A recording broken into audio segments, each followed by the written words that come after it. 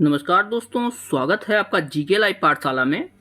SSC GD 2025 के लिए अंकित Bhati sir की बुक कवर कर रहे हैं, जिसमें जो है विज्ञान के पोर्शन में 2 पार्ट हो चुका है। आज हम इसका तीसरा पार्ट कवर कर रहे हैं।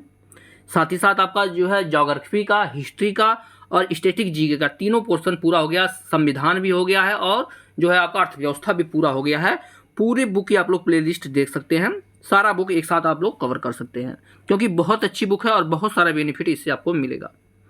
चलिए शुरुआत करते हैं साइंस के तीसरे जो है पार्ट से, जो कि 112 नंबर क्वेश्चन से प्रारंभ हो रहा है। पहला प्रश्न इसमें है, औद्योगिक संस्थानों में भार उठाने के लिए जिस हाइड्रोलिक जैक का उपयोग किया जाता है वो भौतिक के किस नियम पर आधारित होता है। कई बार यह प्रश्न पूछा गया है अलग अलग तरह से घुमा के। इसका जवाब हो जाता है आपका ऑप्शन सी। यह जो है पास्कल के नियम पे वर्क करता है। पास्कल का नियम ऑप्शन सी सही हो जाएगा। अगला प्रश्न है, किसके कारण खसरा की बीमारी होती है? क्या वायरस के कारण होती है, कवक के कारण होती है, बैक्टीरिया के कारण होती है या अमीबा के कारण होती है? तो इसका जवाब हो जाता है आपका ऑप्शन ए। यह जो है वायरस के कारण जो है होती है खसरा की बीमारी। ए ऑप्शन सही है। अगले प्रश्न की तरफ बढ़ते हैं। इसमें दिया है इथेनॉल उत्पादन किस प्रक्रिया द्वारा किया जाता है? इथेनॉल उत्पादन जवाब है ऑप्शन सी। यह जो है किण्वन प्रक्रिया के द्वारा इथेनॉल का उत्पादन किया जाता है। सी ऑप्शन यहां से सही होगा। अगला प्रश्न देखते हैं।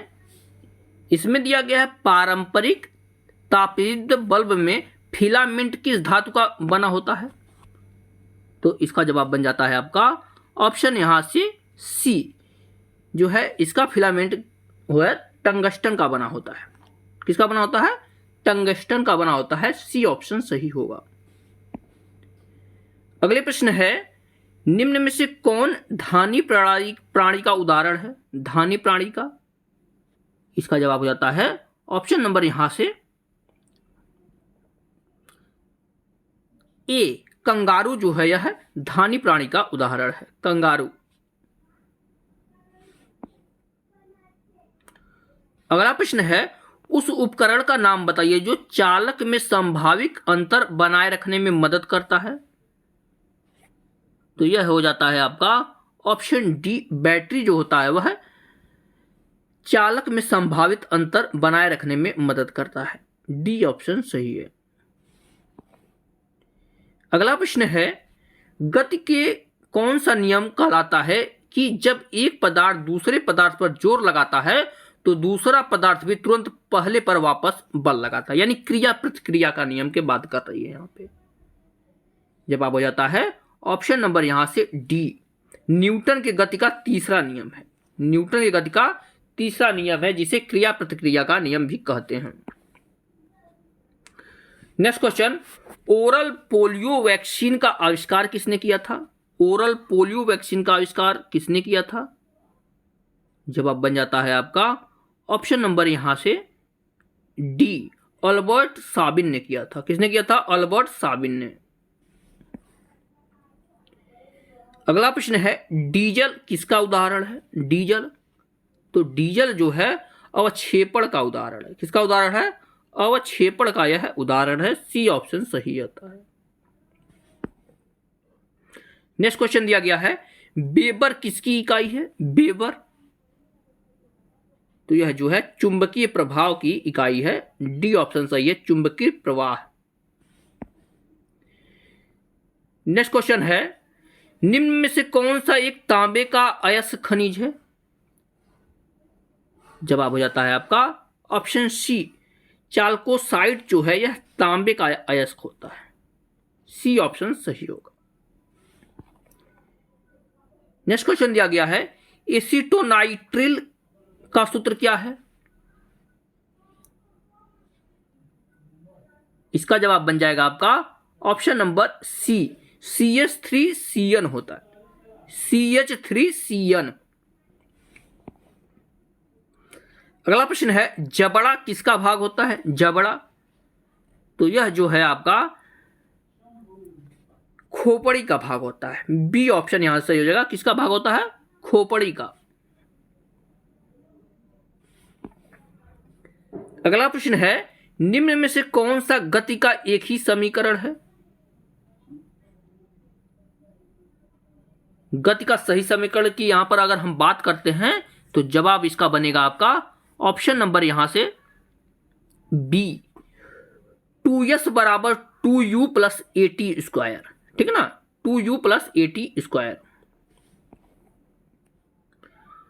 126 नंबर का प्रश्न है, यम द्रव्यमान और आर त्रिज्या वाली एक ठोस गोले का इसके केंद्र से गुजरने वाले अक्ष पर जड़त्व घूर्ण कितना होगा?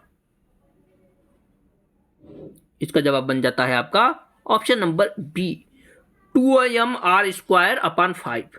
2mr² अपान 5 होगा।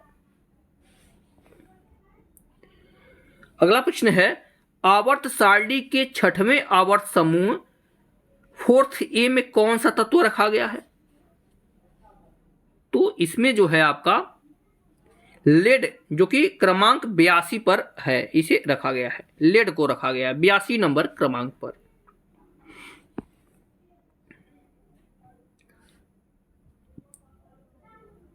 अगला प्रश्न में है, कौन सी मिश्र धातु में लेड और टीन होते हैं? इसका जवाब है ऑप्शन डी, सोल्डर में जो है लेड और टीन होते हैं। डी ऑप्शन यहां से सही हो जाएगा, सोल्डर में। अगला प्रश्न है, कौन सी मांसपेशी कनपट्टी की हड्डी को जबड़े से जोड़ती है? इसका जवाब हो जाता है आपका ऑप्शन ए, मेसेटर होता है जो कनपट्टी की हड्डी को जबड़े से जोड़ती है, मेसेटर। नेक्स्ट क्वेश्चन दिया, टेस्ला किसकी इकाई है? टेस्ला जवाब बन जाता है ऑप्शन सी, चुंबकीय प्रवाह घनत्व की इकाई है टेस्ला। चुंबकीय प्रवाह घनत्व की इकाई है टेस्ला। नेक्स्ट क्वेश्चन है, कौन सी ग्रंथि अन्य अंतःस्रावी ग्रंथियों को कार्य को प्रभावित करती है? इसका जवाब है पीयूष ग्रंथि, जिसे जो है पिट्यूटरी ग्रंथि भी कहा जाता है। सी ऑप्शन यहां से आपका सही होगा।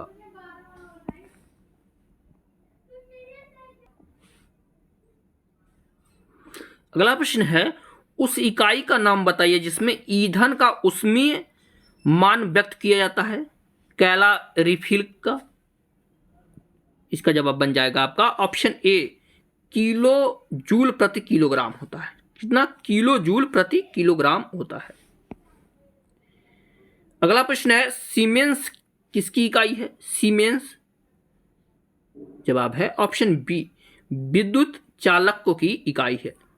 ए और बी ऑप्शन सही होगा। अगला प्रश्न है, क्लोरोफार्म का सूत्र क्या होता है? क्लोरोफार्म जवाब बनेगा आपका ऑप्शन नंबर बी, CHCl3 होता है। CHCl3। अगले प्रश्न में दिया गया, टीबिया किसका भाग है? जैसे अल्ना होता है, फीमर होता है, टीबिया होता है, विफुला होता है, ये सब जो है बड़ी बड़ी हड्डियां होती हैं, अस्थियां। तो टीबिया किस जगह स्थित होता है? जवाब बन जाएगा आपका ऑप्शन नंबर यहां से डी, आपके पैर में होता है। ठीक है ना, पैर में जो है टीबिया नामक हड्डी पाई जाती है। नेक्स्ट क्वेश्चन में दिया गया, सौर सेल का निर्माण करने के लिए किस तत्व का उपयोग किया जाता है?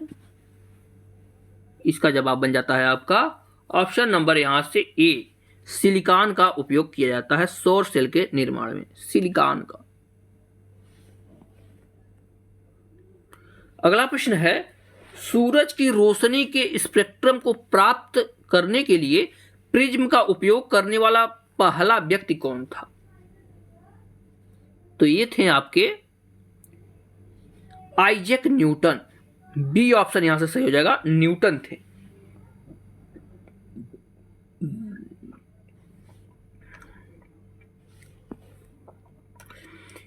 अगले प्रश्न में देखेंगे, दिया गया, दांतों की सड़न शुरू होती है जब हमारे मुंह में पीएच कितना हो जाता है? क्या 7 से कम होता है या 7 से अधिक होता है? जवाब हो जाता है आपका ऑप्शन नंबर यहां से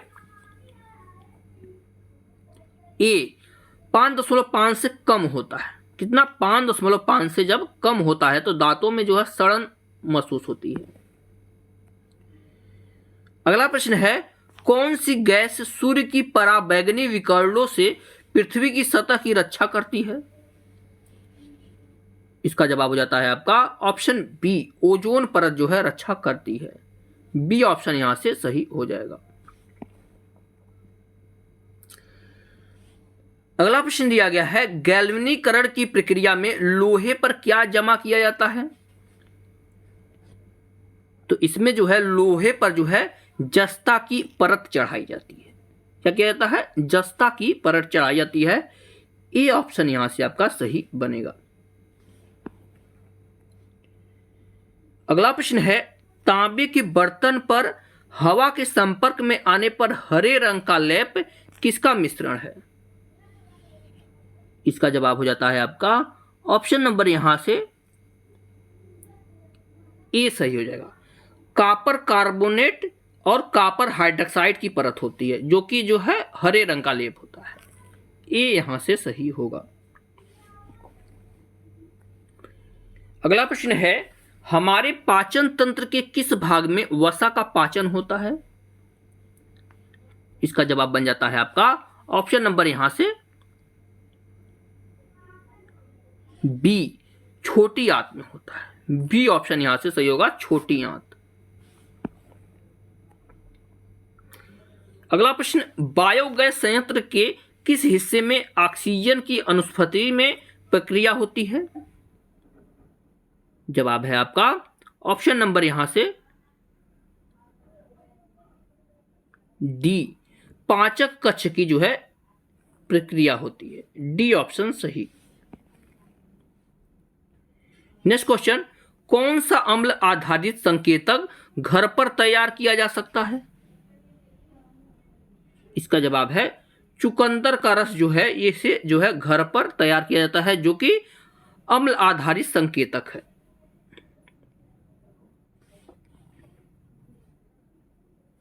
नेक्स्ट क्वेश्चन, रक्त का कौन सा घटक रक्त के थक्का जमने में मदद करता है?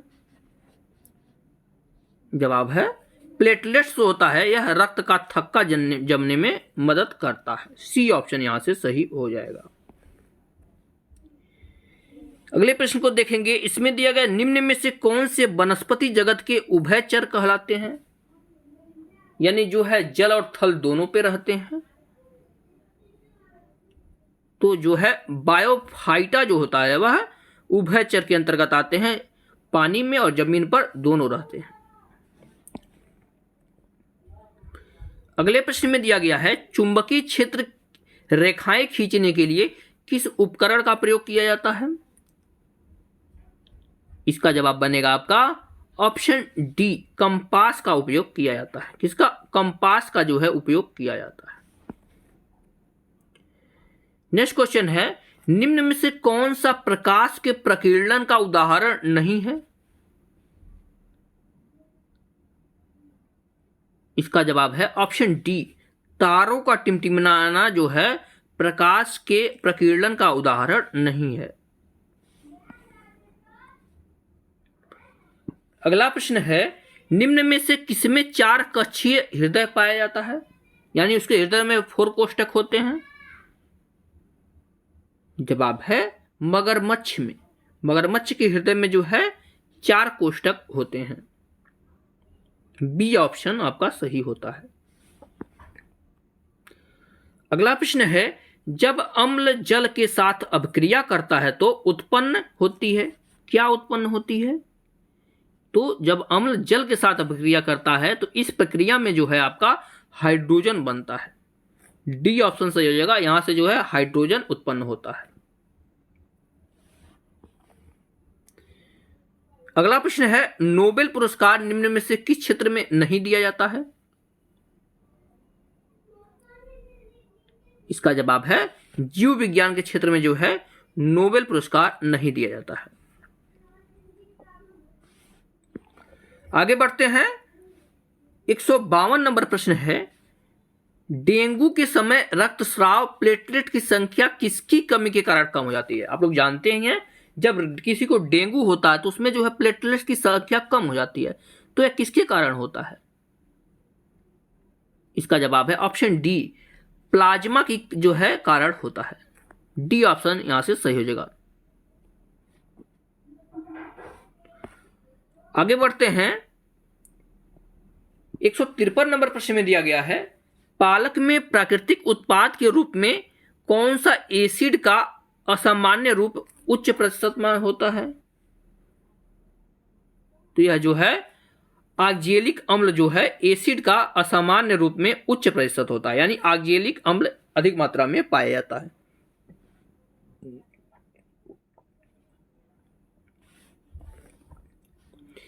अगले प्रश्न को देखते हैं।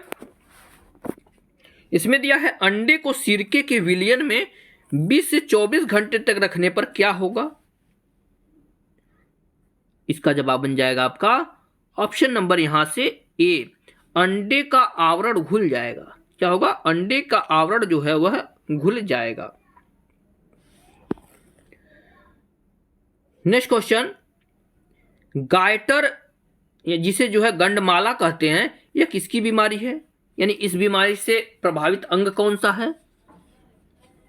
जवाब है ऑप्शन नंबर ए, इससे जो है थायराइड ग्रंथि प्रभावित होती है। अगला प्रश्न है, वायु की अपर्याप्त मात्रा में जीवाश्म ईंधनों के दहन के फलस्वरूप कौन सी गैस निर्मित होती है? जवाब बनता है आपका ऑप्शन नंबर यहां से डी, इससे जो है कार्बन मोनोऑक्साइड का निर्माण होता है, कार्बन मोनोऑक्साइड। अगला प्रश्न है, सौर सेल किस प्रकार कार्य करता है? सौर सेल, जवाब बन जाएगा आपका ऑप्शन नंबर यहां से सी, यह सौर ऊर्जा को विद्युत ऊर्जा में जो है परिवर्तित करता है, यानी सौर ऊर्जा को विद्युत ऊर्जा में परिवर्तित कर देता है, यही कार्य करता है। सी ऑप्शन यहां से आपका सही होगा। अगला प्रश्न है, जठर अम्ल किसके द्वारा पेट में स्रावित होता है? जवाब बनता है आपका ऑप्शन सी, यह जो है गैस्ट्रिन स्रावी ग्रंथियों के द्वारा जो है स्रावित होता है। सी ऑप्शन यहां से आपका सही हो जाता है। और जो है इस लेक्चर का लास्ट क्वेश्चन है, मनुष्यों में आमतौर पर गुणसूत्रों के जोड़ों की संख्या कितनी होती है? यानी कितने जोड़े गुणसूत्र पाए जाते हैं मनुष्यों में? जवाब है आपका ऑप्शन बी, कुल 23 जोड़े गुणसूत्र पाए जाते हैं। ऑप्शन यहां से बी सही हो जाएगा। इस तरह से हमने जो है 3 लेक्चर कवर कर लिया साइंस का, 1 लेक्चर और बचेगा, उसके बाद सारे के सारे क्वेश्चन कवर हो जाएंगे। तो वीडियो पसंद आई हो तो आप लोग लाइक जरूर करिएगा और चैनल को जरूर सब्सक्राइब कीजिएगा। मिलते हैं नेक्स्ट लेक्चर में, तब तक के लिए धन्यवाद।